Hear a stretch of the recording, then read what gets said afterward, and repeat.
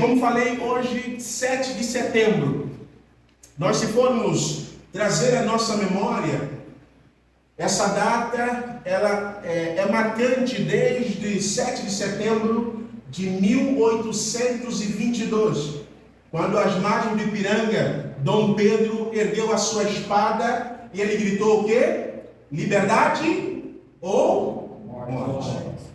Liberdade ou morte? Foi um brado que o Dom Pedro deu naquela altura que mudou o destino do Brasil. Foi um brado que ele deu que mudou o destino político, mudou a sorte do povo brasileiro na questão política. Mas eu quero trazer à memória dos irmãos nessa noite um outro brado que já havia sido dado antes do brado que Dom Pedro deu em 1822. Um brado que foi dado em Mateus capítulo 27, versículo 50. O brado que foi dado na cruz do Calvário, quando Jesus gritou e disse: está consumado. E ele disse: Pai, nas tuas mãos entrego o meu espírito. É muito importante o brado de 1822, no dia 7 de setembro. Esse brado mudou politicamente o Brasil. Tirou o Brasil das mãos da colonização portuguesa. E deu a liberdade do povo brasileiro conduzir a sua sorte. Mas o brado que foi dado na cruz do Calvário é um brado que mudou o destino da humanidade, de todo homem e mulher que crê nesse brado que foi dado na cruz do Calvário. Por isso, o tema que quero compartilhar com os irmãos hoje é o grito que liberta. O grito que liberta. Quero convidá-los a abrirem junto comigo, por favor, em Evangelho de João, capítulo 8. João, capítulo 8.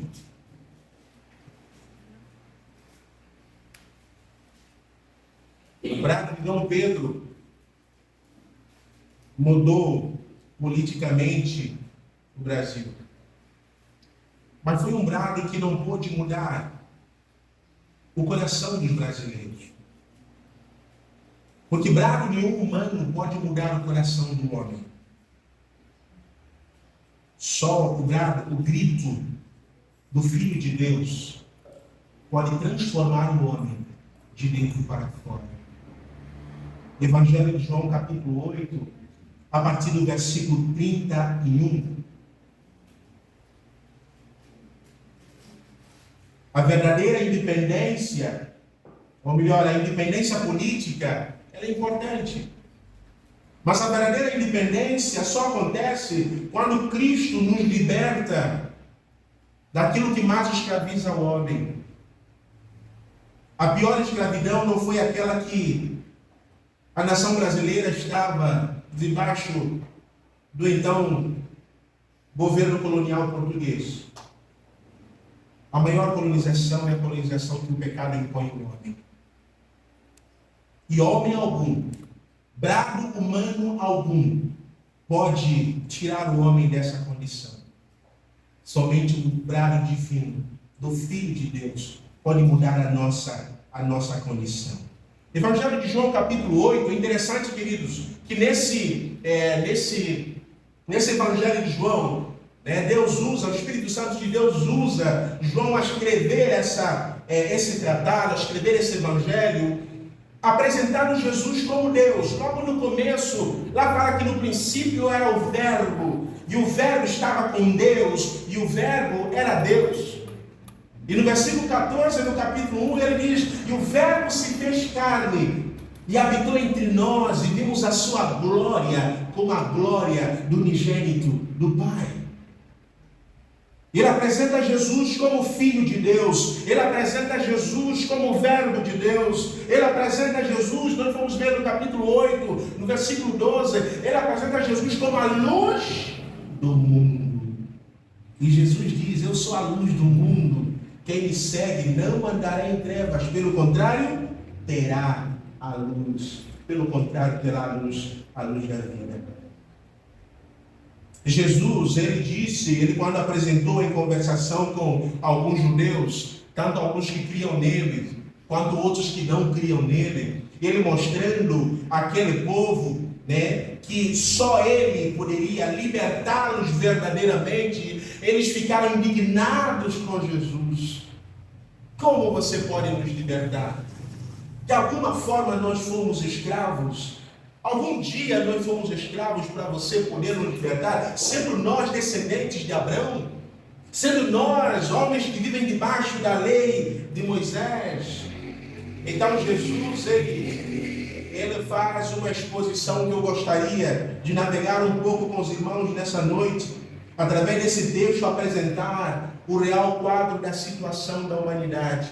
Jesus faz um vislumbre de qual é o posicionamento do homem com ele e sem ele. E quero compartilhar um pouco com os irmãos nessa noite. A partir do versículo 31, diz a palavra do Senhor: Então disse Jesus aos judeus que haviam crido nele: Se permanecerdes na minha palavra, verdadeiramente sereis meus discípulos, e conhecereis a verdade, e a verdade vos libertará. Então, o primeiro ensino que Jesus ele passa aqui, Jesus ele apresenta a condição real do homem e a promessa de uma verdadeira liberdade. Qual a condição do homem? Jesus diz: se permaneceres na minha palavra, verdadeiramente sereis meus discípulos, conhecereis a verdade e a verdade vos libertará. Ou seja, só nele podemos encontrar liberdade, porque sem ele nós estamos presos, somos cativos do pecado, da iniquidade de Satanás. Queridos irmãos, eu venho de uma realidade onde é triste ver como o diabo tem aprisionado pessoas na feitiçaria, na macumbaria, né? E trabalhos que as pessoas acabam fazendo, se envolvendo.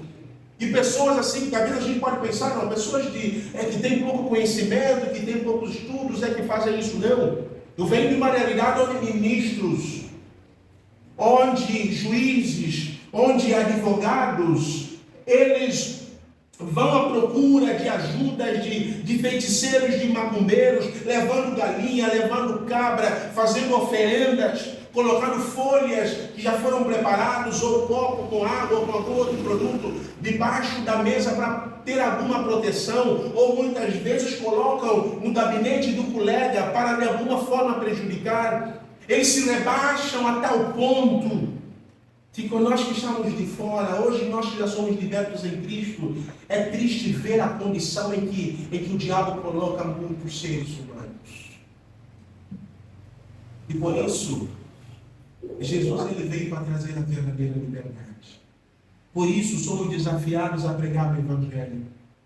Por isso somos desafiados a irmos aonde o Senhor nos enviar.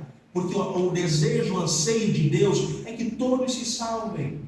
É que todos venham ao conhecimento da salvação. Jesus, certa vez, ele orou e disse: Pai, não rogo somente por estes, mas por aqueles que pela tua palavra hão de crer em mim. É interessante que Jesus, ele vislumbra aqui, ele traz uma promessa. Ele diz aqui no versículo 31, então disse Jesus aos judeus que haviam crido nele: se permanecerdes na minha palavra, verdadeiramente sereis meus discípulos. Permanecer na palavra é ser discípulo verdadeiro. Permanecer na palavra de Jesus é ser discípulo verdadeiro. E nós, quando vamos um pouco mais ao fundo no grego, buscar entender o que é permanecer no grego, nessa expressão, a expressão no grego é meno. E esse meno traz para nós o sentido de constância. Aquele que é constante em Cristo, né? Aquele que tem um compromisso contínuo com Cristo. E Jesus diz: se permanecerdes na minha palavra, verdadeiramente sereis meus discípulos. Eu quero levar os irmãos ao seguinte entendimento: permanecer na palavra de Cristo não gera salvação. Agora, quem já é salvo, o resultado da salvação gera a permanência na palavra de Cristo. Porque muitos pensam que é o que eu faço que vai gerar salvação. Não, é o que Cristo fez que gera salvação. É o sacrifício de Cristo, é a obra de Cristo. Quando eu creio nele como meu Salvador, quando eu me rendo aos seus pés, ele me salva. Aí eu tenho o privilégio de fazer o quê? De ser salvo. E o resultado disso é permanência em Cristo. E por isso ele diz, então Jesus disse, se permanecerdes na minha palavra, verdadeiramente sereis meus discípulos. Ou seja, é uma demonstração clara que realmente vocês são meus discípulos. O que Jesus disse certa vez? As minhas ovelhas ouvem a minha voz, eu as conheço e elas me seguem. Dou-lhes a vida eterna. E a pergunta dessa noite é: você já é um verdadeiro discípulo de Jesus? Muitas vezes nós achamos que somos discípulos de Jesus por aquilo que estamos fazendo. E claramente a palavra de Deus nos mostra, não é por aquilo que eu faço, é por aquilo que Ele fez por mim. E se realmente Jesus já mora no meu coração, o resultado da sua presença na minha vida é a permanência, é a constância na pessoa dele. Amém, queridos? Não basta ouvir de Jesus. Não basta vir todos os domingos ouvir o pastor Fábio pregando e trazendo lições riquíssimas como ele trouxe hoje. Além de ouvir, é preciso obedecer. É preciso, obrigado, meu querido, é preciso pôr em prática. A Bíblia diz que nós devemos ser ouvintes, mas o quê? Praticantes da palavra de Deus. Eu tenho desafiado os irmãos em Santo mesmo. Deus não quer homens e mulheres que são religiosos. Deus quer homens e mulheres que obedecem a sua palavra. Deus não quer homens e mulheres que têm boas intenções. Porque de boa intenção o Caim tinha quando procurou trazer o melhor que ele tinha no campo. Deus quer um coração disponível em obediência à sua vontade. Muitas vezes o que Deus requer de nós não é o que nós estamos dispostos a fazer. Mas estando ou não estando dispostos a fazer, temos o compromisso de obedecer a palavra do Senhor. Por isso, não há liberdade onde não há permanência na palavra. Não há liberdade. Porque uma das coisas que hoje, quando a gente liga às mídias sociais, a gente vê a turbulência que hoje está a política. Foi conquistada em 7 de setembro de 1822. Mas a pergunta é, qual é o sentimento do povo hoje? Qual é o sentimento do brasileiro hoje, face a essa conquista da liberdade, que teve em 1822? A sensação é que não há verdadeira liberdade. Não é perfeito aquilo que o homem conquista, mas o que Deus conquista para nós é perfeito. Não é perfeito aquilo que é feito aqui na terra, mas é perfeito aquilo que vem do céu. Amém, meus irmãos? No versículo 32, Jesus diz: conhecereis a verdade, e a verdade vos libertará. O conhecimento da verdade traz libertação.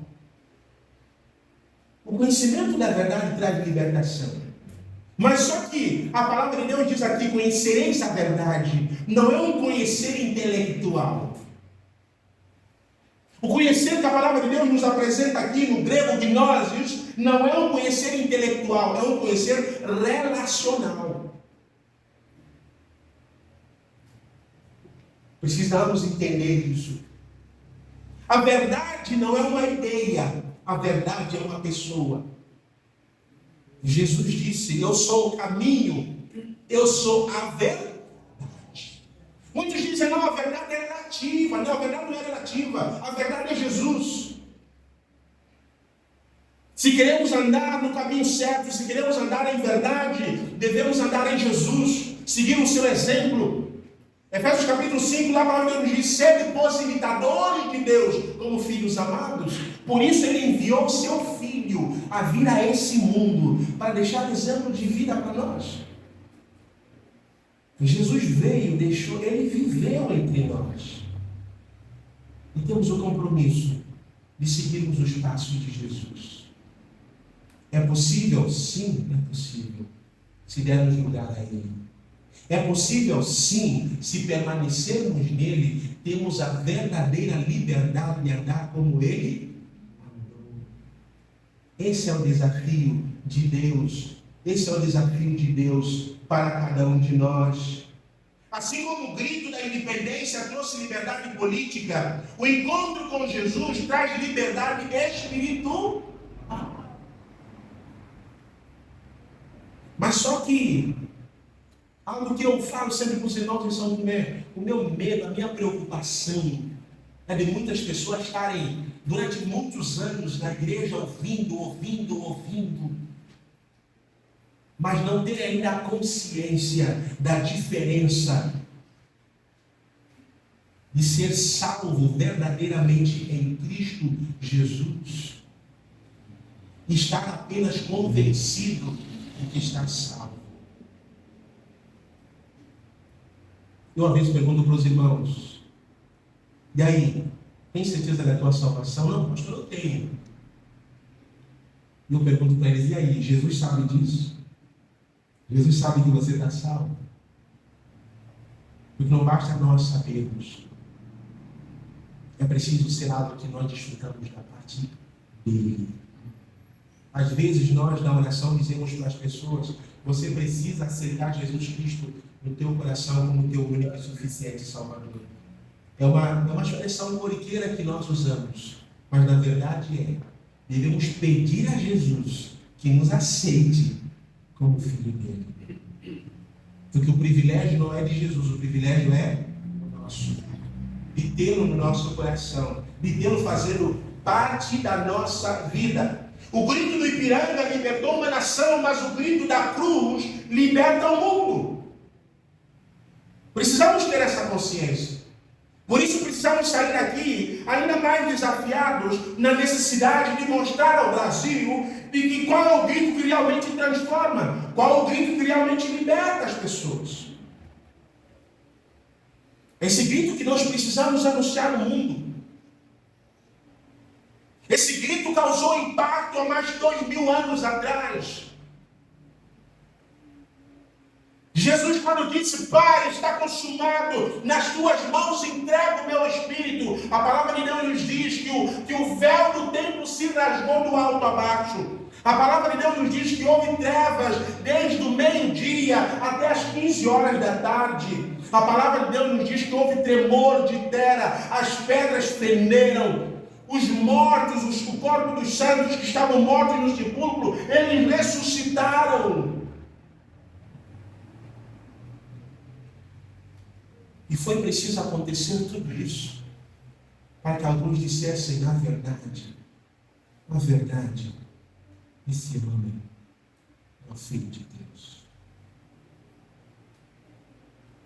Queridos, muitos brasileiros não sabem desse brado que foi dado há 2000 anos atrás. E Deus está contando comigo e com você, para que possamos anunciar essas boas novas. Deus está contando comigo e com você, para que esse grito seja espalhado. Porque muitos sabem do brado que Dom Pedro deu, mas muitos não sabem do brado que Jesus deu na cruz. E o portanto ide é para todo aquele que crê. O portanto ide é para todo aquele que já são discípulos do Senhor Jesus. E então Jesus disse: conhecereis a verdade, e a verdade vos libertará. E o que Jesus falou trouxe indignação para alguns. No versículo 33, a palavra de Deus nos diz o seguinte: eles responderam-lhe: somos descendência de Abraão e jamais fomos escravos de ninguém. Como pode tu afirmar que seremos libertos? Sempre tem uma oposição. É preciso termos consciência disso. A verdade impacta.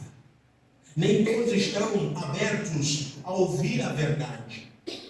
Nem todos estão dispostos a ouvir que você é um pecador, condenado para o inferno, nasceu separado de Deus, precisa de Cristo para perdão e remissão dos seus pecados. Nem todos querem ouvir isso. Mas é a verdade que Cristo quer que o mundo ouça. Porque a Bíblia diz que todos pecaram e separados estão da glória de Deus. A Bíblia diz que o salário do pecado é a morte, mas o dom gratuito de Deus é a vida eterna em Cristo Jesus, nosso Senhor. O mundo precisa saber da sua condição. O mundo precisa saber que Jesus não veio para condenar o homem. Jesus não veio para condenar o mundo, mas ele veio para salvar o mundo. No começo do capítulo 8 de João, trouxeram uma mulher que foi apanhada em adultério para Jesus, para que ele pudesse a condenar à morte. Mas eles não haviam entendido que Jesus não veio para condenar, porque o homem já está condenado. Muito pelo contrário, ele veio para trazer perdão, ele veio para trazer restauração. Foi por isso que Jesus veio. E então esses homens, quando Jesus expõe a real condição dos judeus diante de Deus, eles ficam indignados com Jesus. Como nós, nos chamando de escravos, nós somos escravos, nós precisamos ser libertos. Nós precisamos ser libertos. Nós somos descendência de Abraão, jamais fomos escravos de ninguém. Que interessante essa explanação que eles fazem. Jesus estava exatamente em Jerusalém para a comemoração da festa dos tabernáculos. E a festa dos tabernáculos trazia à memória dos judeus a libertação do povo de Israel do Egito. A festa dos tabernáculos lembrava o povo de Deus a grande salvação que Deus havia concedido para eles. E o cuidado de Deus com eles durante o deserto. Eles estão dizendo que eles nunca foram escravos, né? Eles foram escravos no Egito, eles foram escravos na Babilônia, eles foram escravos pelos assírios, eles foram escravos pelos persas, eles foram escravos pelos gregos, e nessa altura estavam sob domínio romano. O que a palavra de Deus nos ensina? A palavra de Deus nos ensina em 2 Coríntios capítulo 4, versículo 4, que o Deus deste século tem cegado o entendimento das pessoas, para que não se resplandeça, né, a luz do Evangelho da glória de Deus. O diabo tem cegado o entendimento das pessoas.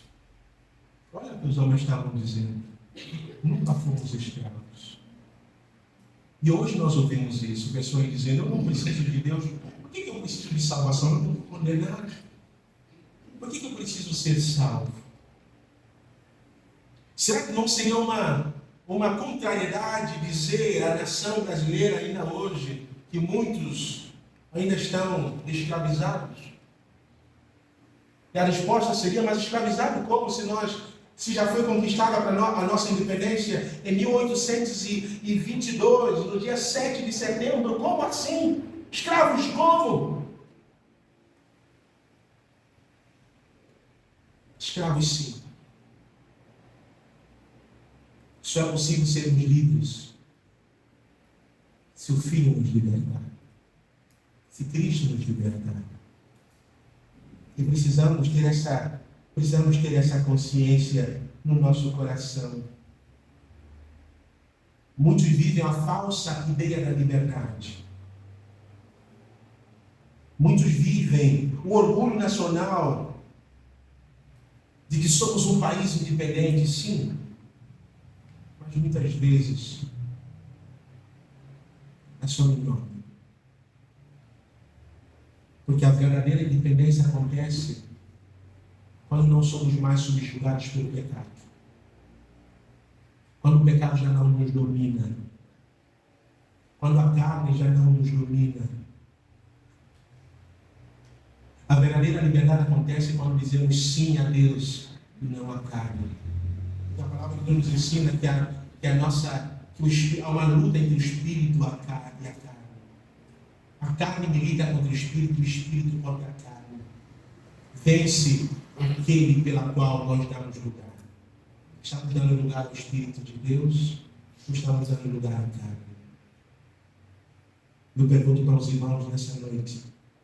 Muitos de vocês que estão aqui, vocês já foram realmente libertos da escravidão? Já são realmente livres? Não no governo colonial português, mas livres do pecado. E a liberdade do pecado, para essa conquista, era necessário haver derramamento de sangue. Era necessário que o Cordeiro perfeito fosse imolado. Por isso, desde o início, lá quando o homem, Adão e Eva, eles pecaram na presença de Deus, Deus matou o animal, para que pudesse cobrir a vergonha, a nudez de Adão e Eva, desde Gênesis, lá no começo. Esse animal que foi morto, Deus já estava indicando que um cordeiro perfeito seria imolado por causa da humanidade. Hoje o mundo pode ser salvo, se crer. A Bíblia diz, porque Deus amou o mundo de tal maneira que deu seu Filho unigênito para que para que todo aquele que nele crê não pereça, mas tenha vida. Só é salvo o que crê. Por isso, que realmente o Senhor nos ajude a vivermos essa liberdade e a partilharmos essa liberdade com os outros. E temos paciência também de muitos que ainda vivem na ignorância. Orarmos por eles. Senhor, ajude-nos. Ajuda-me, usa-me como instrumento nas tuas mãos para levar o conhecimento da verdade a essa pessoa que está cega, sendo enganada por Satanás. Esses homens ficaram revoltados com Jesus. Esses homens ficaram indignados com Jesus. Jesus disse para eles no versículo 34, em verdade vos digo, vos asseguro, todo aquele que pratica o pecado é escravo do pecado. Quem disse essas palavras? Jesus. Todo aquele que pratica o pecado é escravo do pecado. É escravo do pecado. Por isso a única condição é Jesus. Não há outro meio, não há outra forma. Pastor, mas tem os mandamentos, tem a lei. Os mandamentos e a lei só nos empurra para Cristo. Porque o mandamento e a lei só mostra para nós a nossa miséria, o nosso pecado. Eu gosto de dizer que os mandamentos e a lei, que muitos querem refugiar nos mandamentos e nas leis de Deus, eu gosto de dizer que o mandamento é como espelho. O mandamento, quando nós colocamos diante de nós, mostra que nós somos pecadores, somos ladrões, somos mentirosos, somos enganadores, somos fofoqueiros, tomamos conta da vida do outro. E o pecado para Deus não acontece simplesmente quando nós executamos com a nossa mão. O pecado acontece já na nossa mente e no nosso coração. Por isso a Bíblia diz que não há justo nenhum sequer. Todos nós precisamos de Deus. Só nele há salvação. E o mandamento nos mostra, olha, não tem jeito para você. E lá diz que se você transgredir uma só dos requisitos da lei, você é culpado de todos. Ainda ontem estava ouvindo um debate teológico e um jovem está dizendo, eu cumpro a lei de Deus. Eu cumpro a lei de Deus. Demonstração de cegueira espiritual. Porque ninguém é capaz de satisfazer a justiça de Deus, os valores de Deus. Só o seu Filho satisfez plenamente na cruz do Calvário. E por isso, hoje, só podemos ser aceitos diante de Deus por intermédio de quem? De Jesus Cristo. É o que o pastor falou hoje. Quando Deus olha para nós, Ele vê o quê? O que é que Deus vê quando Ele olha para nós? Ele vê Jesus. Ele vê o sacrifício que o seu Filho fez para a nossa justificação, para a nossa purificação, para a nossa santificação. na nossa santificação, na presença dele. Queridos irmãos, a pior ditadura é o império do pecado dentro do coração. Essa é a pior ditadura. A cegueira espiritual impede o homem de chegar à sua escravidão. Os judeus não reconheciam a escravidão espiritual em que eles estavam submetidos. Eles se enchiam de dizer que eram descendentes de Abraão. Sim, eram descendentes sanguíneos de Abraão, mas não eram descendentes da fé de Abraão. Eles não criam em Deus da mesma forma que Abraão cria. A Bíblia diz que Abraão creu e isso lhe foi imputado por justiça. Isso lhe foi imputado por justiça. Precisamos crer. Não é confiar na nossa descendência. Não é confiar, não porque os meus pais, não porque... Não. É Jesus. Aquilo que Deus fez é que garante para nós salvação. Amém. E muitos judeus estavam cegos.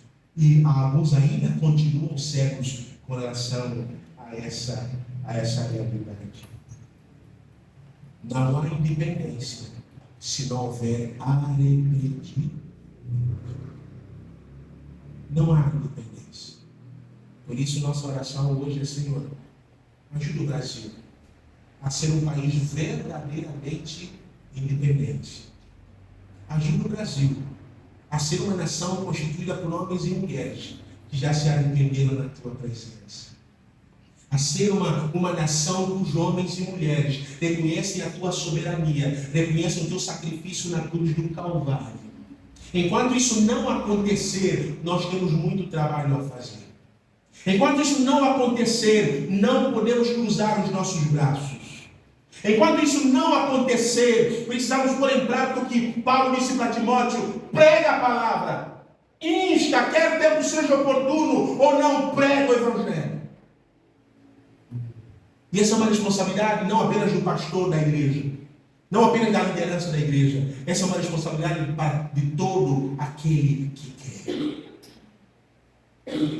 Essa é uma responsabilidade que Deus deu a mim e Deus deu a você. E é um desafio para mim.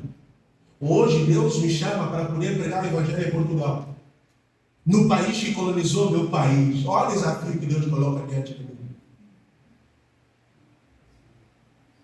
Deus é Deus. E só Ele faz as coisas do jeito que Ele quer fazer. Os seus pensamentos não são os nossos pensamentos. Os seus caminhos não são os nossos caminhos. Só Deus faz do jeito que Ele faz.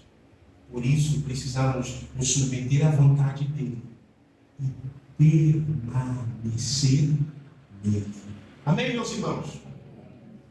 Versículo 35, Jesus diz: o escravo não fica em casa para sempre, mas o filho permanece para sempre.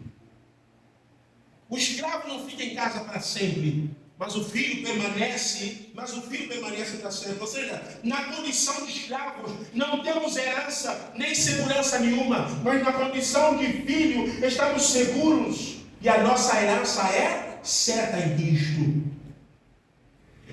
Eu quero só trazer um pequeno exemplo. Não foi proclamada a independência em 1822? E a pergunta hoje é: qual é a sensação do povo de uma verdadeira liberdade no Brasil? Sim ou não? Por quê? O que o homem conquista não é perfeito, mas o que Deus conquista é perfeito. Por isso precisamos lutar pela liberdade que Cristo conquistou para nós. É isso que precisamos correr atrás. É por isso que precisamos continuar batalhando. O servo não permanece, mas o filho é eterno. Quem é livre em Cristo jamais será escravo de novo. Veio a pandemia, fecharam as portas da igreja. As portas do salão podem ser fechadas, mas a porta da igreja ninguém fecha. Podem fechar os salões de culto, mas os filhos de Deus não tem como você interromper a adoração dele. Tem uma canção que nós cantamos em São Tomé que diz assim: Mitaloba com o coração, mitaloba com a voz. Sim a voz catadá, mitaloba com a mão. Sim a mão catadá, mitaloba com a pé. Sim a pé catadá, mitaloba com a voz. Sim a voz catadá, mitaloba com a alma. Sim a alma catadá, para a morte está no melhor delas. Quem entendeu? Essa canção diz assim: eu te louvo, ó Deus, com o meu coração. Eu te louvo com as minhas mãos. Se não tiver as mãos para te louvar, eu te louvo com os meus pés. Se não tiver os pés para te louvar, eu te louvo com a minha voz. Se não tiver a voz para te louvar, eu te louvo com a minha alma. E se não tiver a minha alma aqui para te louvar, é porque eu já estou na tua presença. Amém. E nós vamos continuar te louvando. Amém. Por isso ninguém pode impedir o verdadeiro adorador de adorar a Deus. Por isso Jesus, ele procura verdadeiros adoradores que adoram o Pai em espírito e em verdade. É isso que Jesus, ele procura, verdadeiros adoradores que adoram o Pai em espírito e em verdade. Por isso, queridos, nessa lição, Jesus apresenta para nós a condição e a promessa de uma verdadeira liberdade que está nele. Se o Filho vos libertar, verdadeiramente sereis livres, se permaneceres. Ou seja, quem é filho de Deus, quem é salvo em Cristo, permanece nele. A segunda condição, Cristo mostra a cegueira da condição do homem, a cegueira humana, né? A cegueira do coração do homem mergulhado na sua ignorância. Aqueles homens, eles eram escravos, têm um histórico de uma vida escrava, e para eles nunca foram escravos. Como o diabo tem cegado o entendimento das pessoas. Mas Jesus mostra a verdadeira razão pela qual ele veio para libertar. Em terceiro lugar, Jesus mostra que a verdadeira liberdade vem do céu e não do homem. A verdadeira liberdade só é conquistada pelo Filho de Deus. Por isso ele diz no versículo 36: assim sendo, se o Filho vos libertar, verdadeiramente sereis livres. Que o Senhor nos ajude a desfrutarmos dessa tão grande liberdade. Que o Senhor nos ajude a sair dessa porta dessa noite com a consciência de que o Brasil precisa ainda ser liberto. Não do império colonial português, mas do império do pecado, do diabo. A Bíblia fala que o mundo jaz no maligno.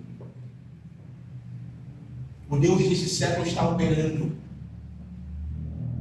Jesus ainda não voltou porque ele quer ainda ganhar vidas. Ele quer ainda libertar. Ele não tem prazer na morte das pessoas. Ele quer que elas sejam salvas. Mas para isso ele está contando comigo. Ele está contando com você. A pergunta é: Deus pode contar com você?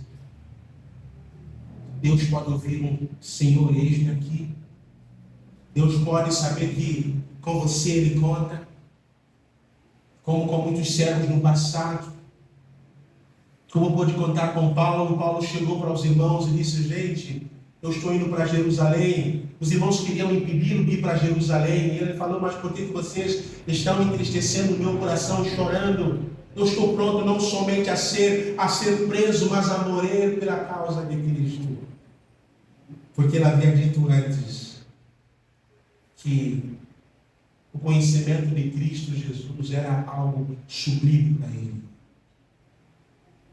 O conhecimento de Cristo Jesus era algo acima de tudo para ele. Eu considero tudo como esterco por causa da sublimidade do conhecimento de Cristo Jesus. Só desfruta, só olha para Jesus dessa maneira quem realmente já se rendeu verdadeiramente aos pés de Jesus. Se você já se rendeu aos pés de Jesus, se você permanece nele, oremos para que continuemos a crescer, para que não fiquemos apenas no leite, como o pastor falou. Aqui no Brasil, como vocês gostam muito de arroz e feijão, né? Pega arroz e feijão, mandioca, não sei se aqui é mandioca sem macaxeira, ou se é aipim. Aqui é alguém? Aqui é mandioca. Mandioca não fica só no leite, precisa continuar a crescer em Cristo. Mas se você ainda não sabe, se você ainda sente que é escravo, Jesus quer salvar você essa noite. Ele quer perdoar os teus pecados. Ele disse: com tua boca confessares ao Senhor Jesus, em teu coração creres que Deus ressuscitou dentre os mortos, serás salvo. Com a boca se confessa a respeito da salvação e com o coração se crê para a justiça. Abra o teu coração hoje. Se renda aos pés desse Jesus que se entregou por você, que se doou por você, veio não para condenar você, mas para libertar você. Não deixe para amanhã o que você pode fazer hoje. E se alguém aqui nessa noite deseja tomar essa decisão, eu não vou constranger você dizendo: levanta para a gente orar por você. Eu quero dizer para você, se quer tomar essa decisão após o culto, vem conversar com o pastor. A maior alegria de um crente, de um filho de Deus, é ver o outro se render aos pés do seu Deus. Por isso, não vá embora sem dizer para o pastor: pastor, eu quero tomar a mais importante decisão da minha vida. Creio no Senhor Jesus hoje. Eu não saio daqui do jeito como eu entrei. Eu quero sair daqui como um homem ou uma mulher salva por Jesus, lavado pelo seu sangue que foi derramado na cruz do Calvário. Amém? Querido Pai, obrigado por esse momento maravilhoso. Obrigado pela oportunidade de estar com a igreja maravilhosa do Senhor. Por essa igreja querida. Por essa igreja que hoje já vive a liberdade que o Senhor conquistou na cruz do Calvário. Que realmente continuemos desafiados, Deus, a partilharmos com os outros o brado, o grito de liberdade que o Senhor conquistou para nós na cruz do Calvário. Continue usando a tua igreja com visão missionária, destemida, ousada, a ser a luz desse mundo, sal nessa terra, para que muitos continuem sendo salvos. Obrigado, Deus, por aquilo que o Senhor já fez até aqui, usando o pastor Fábio, a sua família e os irmãos que com ele trabalham. Que realmente muitos outros se levantem para compor essa equipe, para que Pouso Alegre seja ganho para Jesus, para que Minas seja ganho para Jesus, o Brasil seja ganho para Jesus. Pois a tua palavra diz: feliz é a nação cujo Deus é o Senhor. Abençoe o teu povo, abençoe essa igreja. É minha oração, em nome de Jesus.